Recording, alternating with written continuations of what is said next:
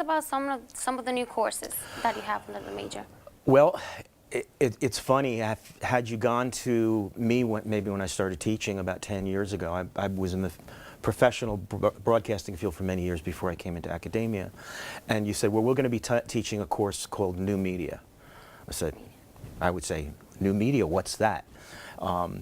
It's something completely different that would have been unthought of just a few years ago. So many of the new courses deal with those new media issues. For example, web streaming, podcasts, developing websites and how to customize news to put into websites, news website design, incorporating multiple forms, because in the past you became either a print journalist or you became a photographer, or you became a TV news camera person. Well, now you have to know how to do everything. Exactly, exactly. We call it, and forgive the sexism in the comment, we call it the one-man band scenario. Oh, wow. That's where students need to be prepared to go into a place and say, you need to hire me because, first of all, not only am I a good reporter and a good writer, but I can shoot my own stories, I can take the photographs that can go on the web, and I can write the print piece that's going to go on the web companion piece for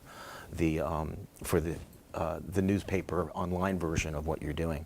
And with the multilingual track, which is in the multilingual journalism, the multimedia journalism program, you can also go in and say, I can not only report the story in English, but I can report it in Spanish or French or Korean or Japanese. That's right. And how many credits is the MMJ major? Yes, I know. It gets confusing going from MLJ to MMJ.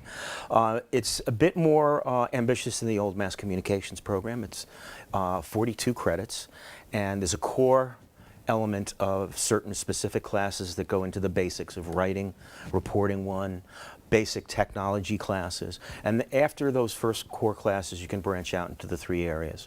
Multilingual journalism, which deals a little bit with all of the areas.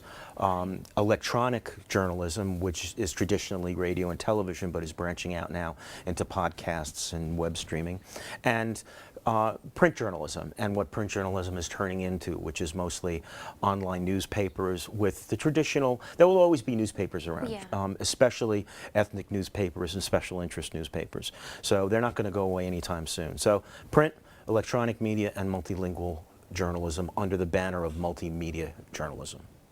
So I had been waiting since last semester for the new photojournalism course. And now, once again, since I'm leaving, now you guys have it. And tell us a little bit about that and how can students benefit from it. Okay, well, we have offered it from time to time, but we're excited about the new area of it for a number of reasons. One of our newer professors, Professor Elaine Rivera, worked in radio, and she had come from the print journalism side, and she felt, okay, well, now I'm going to get into radio. I'll do audio interviews, I'll edit them, and they'll go on the radio. But the second thing they did when she went to the assignment desk was they handed her a camera.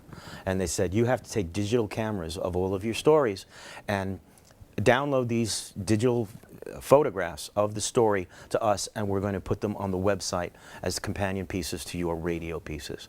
So this is an example of that multitasking, if you will, that journalists in the future are going to have to be able to do, and be able to, have a good photographic eye in addition to be able to be good writers, in addition to be able to being good interviewers. So the photojournalism course is just one of those technical areas that we're trying to train students to be better prepared when they go out into the workforce.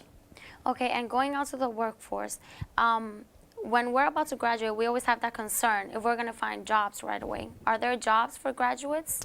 There are jobs. I mean, there's a lot of angst on the part of students and people in journalism. They hear about all these layoffs at NBC and ABC and CBS and the New York Times. It's kind of scary. It is a little bit scary, but the fact of the matter is, for every 100 layoffs, say, at ABC, there may be a dozen startup operations of online video news operations. Granted, there probably will never be the Barbara Walters and the superstar anchor people of the past, because the media is getting so much more compartmentalized. However, having said that, the opportunities in new media and new journalism, if a student has the right skill set and they're familiar with those things, the opportunities are there. They're just opportunities we didn't know were going to exist 5 years ago. And who knows, 2 or 3 years from now, you may be heading up your own internet company on news of whatever. So the opportunities are there. They're just not in the big mega media operations. So there is, it's a brave new world out there. Okay. And what advice do you have for students that are majoring in mass communications? Learn how to write. Because people say, well, I want to go into television news. And it doesn't matter if you don't write well. You can't tell a story, and that's all journalism is. It's telling a story. And if you can't put those thoughts clearly on paper or on tape, it's not going to work no matter what the format. So write well. Write. Okay, so how can we contact you? Do students go to the JCT department? They can come here to Lehman. Do you have a phone number? They can come here to Lehman. The easiest way actually is through our website, our email, actually, our email address is jct@lehman.cuny.edu. So that's jct@lehman.cuny.edu. Contact us there and we'll get back in touch with you and give you the information you need to get. Okay, so Professor Carney, thank you so much for being on the show. It's been my pleasure. It was a pleasure having you.